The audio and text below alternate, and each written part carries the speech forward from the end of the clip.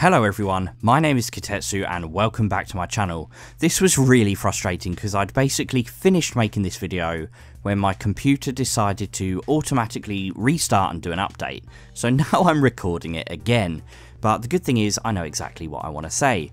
So basically yesterday, for those of you who didn't know, apparently in Australia, Games Workshop made a blunder. Apparently they accidentally uploaded loads of WARSCROLLs to the Age of Sigmar app that they weren't meant to, and included in that list is our 4 Harbingers and a few of the death models. In this video I'm just going to talk about the 4 Harbingers, and big shout out to the guy, whoever you were, who told me how to pronounce the word Harbinger. It's not a word I use often, so thanks, you're never too old to learn something new. First thing I really do have to say is obviously these are leaks, so they may be completely fake. That being said, I can't imagine someone would really want to fake these, and I don't know if they would really want to spend the number of hours doing it. So I'm going to take it that these are real, and if they're not, I will make a second video updating this story as the real things are released. If these are the real ones, I obviously don't need to make a video, so I will just leave this one as is. So first of all, let's look at the Knight of Shrouds. I'm going to kind of whiz you through all of these WARSCROLLs. I don't think they need to take particularly long because they're actually pretty straightforwards. The Knight of Shrouds has got a pretty decent stat line: 4 attacks, 3s and 3s, -1 rend and 2 damage. He's got a decent movement, which is also improved by the fact he can fly, a decent save, decent amount of wounds, and good bravery. One thing that's quite interesting is that he is not affected by save modifiers, whether that is positive or negative. So I guess in one sense that means that you can't make his save any worse, but on the flip side it means you kind of can't make it any better. So it's an interesting rule. I'm not sure really what the point of it is, but that's that. He also has this Stolen Hours ability, which means that if he kills an enemy hero, he heals 1 wound, which is pretty cool. Lastly, you've got his keywords down here. He is a Malignant and a Night Haunt, and he has a command ability called Spectral Overseer, which means he can add 1 to hit rolls for friendly Night Haunt models within 9 inches of him. Next we have our Lord Ordinator, and I was actually quite pleased with this WARSCROLL, particularly because although it's very specific, I do like what he does. He's not particularly great in combat. He's got the standard Stormcast save of a 4+, 5 wounds, 9 bravery and a 5-inch move. Nothing there you wouldn't expect, but he does 5 attacks that only hit on a 4 with no rend and only 1 damage, so nothing too nice there. He does slightly compensate for it with his Meteoric Slam ability, which means when you're trying to hit, if any 2 of those dice rolls or more are a 6, then you can pick an enemy unit within 1 inch and they suffer D3 mortal wounds. Finally, the best thing about him is his Arcane Engineer mixed with his Rain of Fire command ability. And what that does is it means you can add 1 to hit rolls for friendly order war machines within 6 inches. And even better than that, for his Rain of Fire, you can pick a war machine within 12 inches and that can shoot twice. If you add those abilities onto, say, a cannon, it's going to make 4 shots, which are more likely to hit than miss. In fact, you'll have a 2/3 chance of hitting, and you will wound on a 2+ with -2 rend and d6 damage. So that is particularly insane.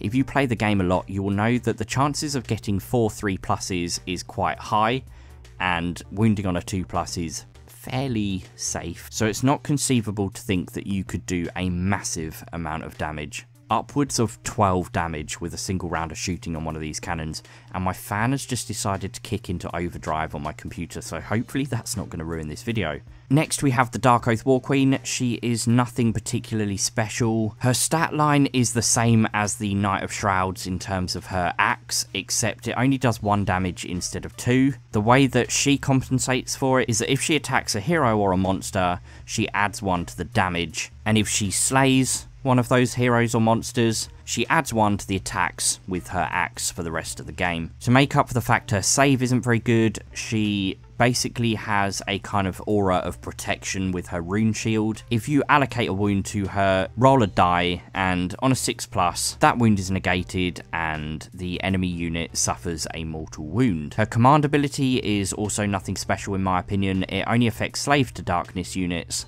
and it lets them re-roll failed charges, and although those sorts of abilities can be useful, I personally prefer ones that modify hit or wound rolls. Lastly, we have the Fungoid CAVE-SHAMAN, who is actually not very good, to be honest. He's only got 4 wounds, a terrible save, and 4 bravery. He makes up for his terrible save by having a hallucinogenic stupor, which basically gives him the disgustingly resilient ability that Nurgle has. But considering it's only going to be on 1 unit rather than the entire army, that makes it significantly less good. Additionally, he has this little squig which acts as a glorified smoke grenade, and basically that puts him at a -1 to hit. So it gives him a tiny bit more durability, but nothing special. His attack stats are not very good either. He makes 5 attacks that all hit and wound on 4s, with 3 of them having -1 rend. His only slight saving grace is the fact that he is a wizard, but then his unique spell is pretty rubbish in my opinion. With his durability and damage output, you want to keep him fairly far away from the front line, and yet his unique spell has a range of d6 inches, which means you're likely going to have to be within 3 or less inches for it to work. And to me, that just isn't worth it. Like, if it was, say, 4d6 inches or something like that, where you could keep him really far back, although that would be massively overpowered because it's everything within that range that gets affected by it and takes d3 mortal wounds, something about it just doesn't gel well with me. And I know you could hide him behind some of your own units, but at the same time, even then, if you roll a 1 for the range, it's still going to be completely useless. His command ability is okay. It's another one that affects charging. It lets you charge even if you've run or retreated earlier that turn, and that affects grots and aurochs. But the only thing I really liked, and more because of it's a fluffy, interesting rule, was the Deathcap mushroom. And it says you can only use it once per battle. He can eat his mushroom and basically add 1 to the number of spells he can cast, and he can also reroll failed casting, unbinding and save rolls for that turn. That being said, it's only a once per battle ability, and his unique spell is just not that good, so really I'm not that much of a fan of these models. Right, so that was my overview of these 4 war scrolls. So what do I think overall? Let me just give you my real quick rundown of where my thought process is. I'm a little bit underwhelmed, to be honest, and I think there are going to be people out there who are really disappointed with this. And I think most of that comes down to the fact that Games Workshop have been pitching these units as the kind of champion for their respective Grand Alliance. And yet, if I picked out the armies I would choose for each of the Grand Alliances to play in Malign Portents, starting with Death, I would pick Flesh Eater Courts.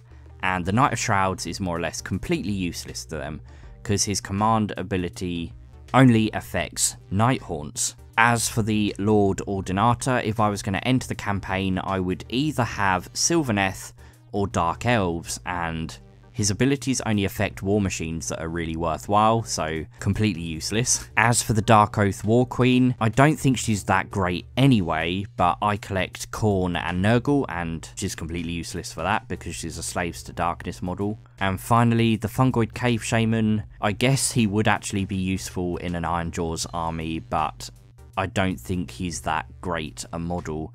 So really, I think unless these models are tailored to your specific factions, you would probably, I guess, give them a miss, unless you want to buy them just for the fact that you're a collector and you like the look of the models. But I can definitely see some people getting a little bit frustrated. That being said, of course these are leaks and we have no idea if they are real or not. And there are a couple of wordings that I've just read now that have made me think, actually, I've never seen war scrolls like that before. I could be wrong, but saying while they are wholly within 9 inches, I haven't heard that particularly. And additionally, normally when it says a hit roll of 6, it will normally say a hit roll of a 6+, unless that's an oversight, I'm not sure. but I guess time will tell. We'll just have to wait and see. But anyway, that is my rundown of these war scrolls. I'm going to follow it up at some point, maybe tomorrow if I have the time, if not on Monday, with my Malign Portents video update for the latest story, of course. And I do want to talk a little bit about the global campaign details that have come out recently, so expect those videos to come soon. But in the meantime, stay awesome guys, your support has been absolutely incredible. Don't forget to hit the like button, and if you are new, hit that subscribe button. I will see you guys really soon.